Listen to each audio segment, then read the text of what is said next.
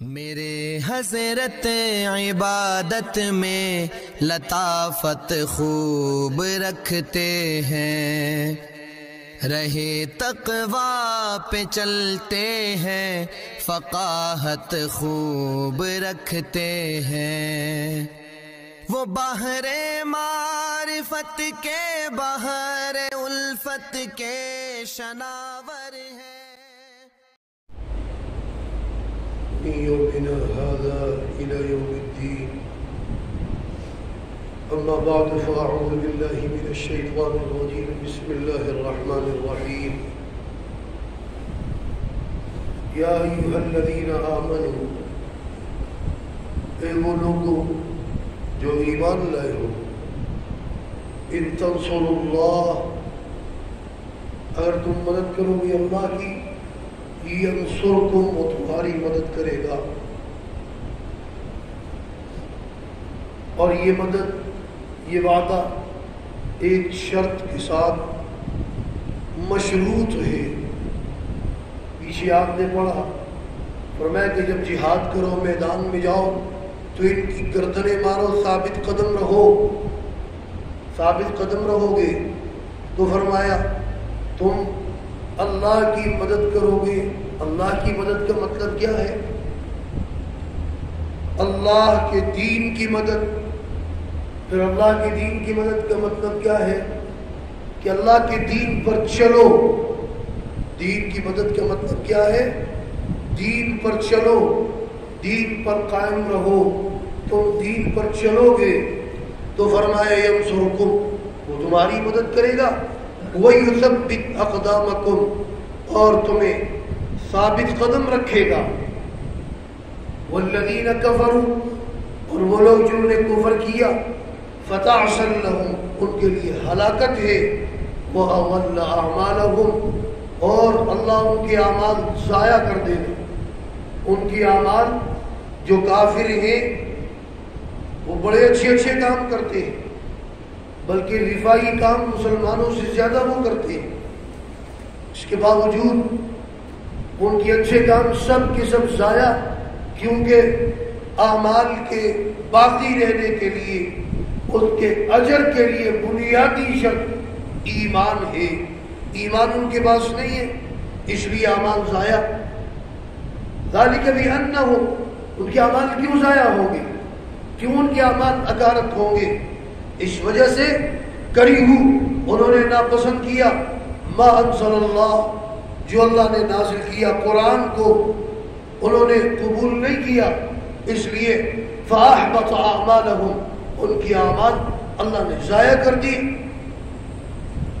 افلم یسیروا فی الارض، فرمایا کہ تم نے سیر نہیں کی زمین میں، چلے پھرے نہیں، فینظروا، بس آگے تم دیکھتے کیا، کیف کان عاقبۃ الذین من قبلہم، کیسا انجام ہوا ان لوگوں کا جو تم سے پہلے تھے۔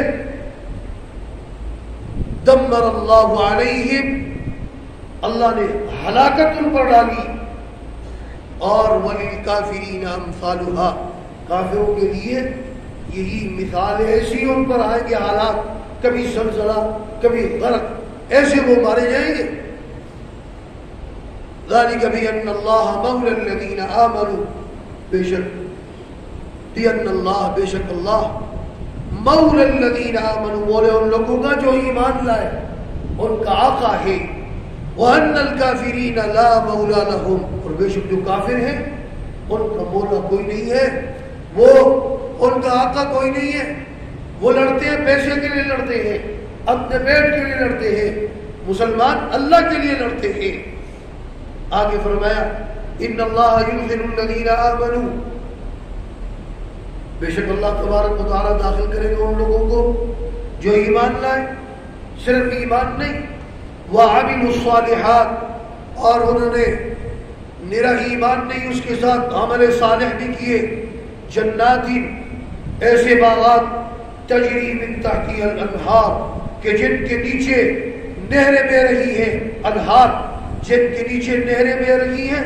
والذین کفروا، اور وہ لوگ جو کافر ہیں، یتمتعون، وہ فائدہ اٹھائیں گے تھوڑا سا، وَيَأْكُلُونَ کافروں کی مثال دیکھو وَيَأْكُلُونَ كَمَا تَأْكُلُ الْأَنْعَامُ اور وہ کھاتے ہیں اسی جیسے جانور کھاتے ہیں. جانوروں کے ساتھ کیوں تشبیہ دی؟ مفسرین نے لکھا ہے یہاں پر کہ جانوروں کے ساتھ اس لیے تشبیہ دی کہ جانور کھڑے ہو کر کھاتے ہیں اور یہ بھی کھڑے ہو کر کھاتے ہیں. حضرت انس رضی اللہ تعالی عنہ سے پوچھا گیا پینے کے بارے میں، فرمایا نہا رسول اللہ صلی اللہ علیہ وسلم عن الشرب قائما، آپ نے کھڑے ہو کر پانی پینے سے منع فرمایا. اور مجموع الزوائد کی روایت ہے نہا رسول اللہ صلی اللہ علیہ وسلم عن الاکل والشرب قائما، کھانے پینے دونوں سے کھڑے ہو کر کھانے پینے سے منع. اور آج اس کو کیا سمجھتے ہیں؟ کہتے ہیں ہم ترقی کر گئے، اگر کھڑے ہو کر کھانا ترقی ہے. حضرت انس رضی اللہ تعالی عنہ سے پوچھا گیا پینے کے بارے میں، فرمایا نہا رسول اللہ صلی اللہ علیہ وسلم عن الشرب قائما، آپ نے کھڑے ہو کر پانی پینے سے منع فرمایا. اور مجموع الزوائد کی روایت ہے نہا رسول اللہ صلی اللہ علیہ وسلم عن الاکل والشرب قائما، کھانے پینے دونوں سے کھڑے ہو کر کھانے پینے سے منع. اور آج اس کو کیا سمجھتے ہیں؟ کہتے ہیں ہم ترقی کر گئے، اگر کھڑے ہو کر کھانا ترقی ہے تو گدھا کتنا عرصہ پہلے کھڑے ہو کر کھا رہے تم سے زیادہ ترقی یافتہ. اور مسلم شریف کی روایت میں آیا حضرت انس رضی اللہ تعالیٰ سے پوچھا کہ کھڑے ہو کر پینا منع اور کھانا، فرمایا وہ اشد، ایک جگہ آیا اشد کے الفاظ کہ وہ تو اس سے بھی زیادہ سخت ہے. کھڑے ہو کر کھانا بھی نہیں، کھڑے ہو کر پینا بھی نہیں. تو فرمایا ایک تو مسئلہ یہ ہے، ایک تو تشبیہ اس لیے دی کہ جانور کھڑے ہو کر کھاتے ہیں، یہ بھی کھڑے ہو کر کھاتے ہیں، کھڑے ہو کر کھاتے پیتے ہیں.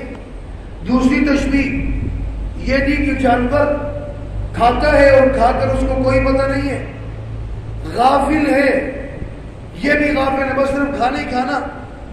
تیسری تشبیہ یہ ہے جانور ہے، اس کو کیا ہے حلال ہے حرام ہے بس کھانا ہے، یہ بھی جانوروں کی طرح کوئی پتہ نہیں ہے حلال ہے حرام ہے بس کھانا ہے. والنار مثوى لهم، اور ان کا ٹھکانہ کیا ہے؟ جہنم. وَكَأَيٍّ مِّن قَرْيَةٍ، یہاں سے مثال دی سمجھایا مکہ والوں کو، اور میں کتنی بستیاں ایسے ہیں یہ اشد قوت کہ تم سے زیادہ سخت تھی، من قریتک آپ کی بستی سے، التی اخرجت کا جس کے رہنے والوں نے آپ کو نکالا، یعنی مکہ والے. مکہ سے زیادہ طاقتور لوگ تھے. یہ یمن میں جاتے سفر کے لیے تھے تاجر، شام جاتے، راستے میں قوم لوط علیہ السلام کی بستیاں پڑتی تو راستے میں یہ دیکھتے جن قوموں پر عذاب آیا ان کے کھنڈرات کو، تو فرمایا اہلکناہم، ہم نے ان کو ہلاک کیا، فلا ناصر لہم، کسی نے ان کی مدد نہیں کی. تو جیسے تم سے زیادہ طاقتور تھے ان کی کوئی مدد نہ کر سکا، تمہاری بھی کوئی مدد نہیں کر سکا. ایسے ہی ہوا جنہوں نے آپ وسلم کی الیاذ باللہ قتل کا منصوبہ بنایا تھا، جب آپ وسلم نکلے تو روایات میں آتا ان کے سروں پر مٹی ڈال کر گئے. انہوں نے قتل کا منصوبہ بنا لیا تھا، آپ وسلم کے قتل کے در پہ تھے، جبھی تو ہجرت کا حکم ملا. جن نے منصوبہ بنایا تھا بدر کے اندر سب کے سب مارے گئے. تو فرمایا افمن کان علی بینۃ من ربی، بس وہ شخص جو واضح دلیل پر ہے اپنے رب کی طرف سے، کھلی دلیل پر ہے، کمن زین لہ سوء عملی، وہ کیا اس شخص کی طرح ہو سکتے ہیں بھلا وہ کہ جس کے لیے مزین کیا گیا اس کا برا عمل. واتبعوا اہواءہم، اور اس نے پیروی کی کس کی؟ اپنی خواہش کی.